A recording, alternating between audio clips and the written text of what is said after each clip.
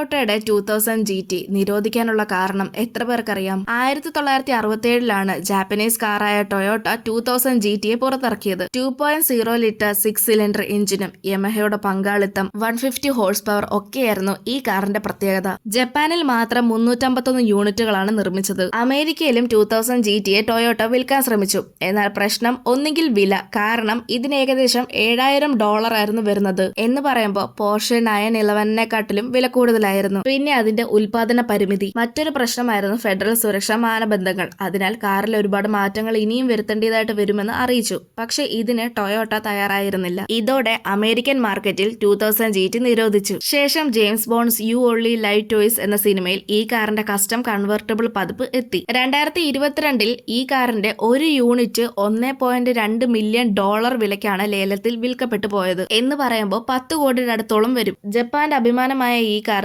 American നിയമങ്ങൾ കാരണം നിരോധിക്കപ്പെട്ടെങ്കിലും ഇന്ന് പലരും കോടി രൂപ കൊടുത്ത് വാങ്ങിക്കുന്ന അവരുടെ സ്വന്തം ഡ്രീം കാറും കൂടിയാണ്. നിങ്ങളുടെ ഡ്രീം കാർ ഏതാണെന്ന് കമന്റ് ചെയ്യ്. ഇതുപോലെയുള്ള കൂടുതൽ വീഡിയോസ് കാണാനായി ചാനൽ സബ്സ്ക്രൈബ് ചെയ്യാനും ഇൻസ്റ്റഗ്രാമിൽ ഫോളോ ചെയ്യാനും മറക്കല്ല്.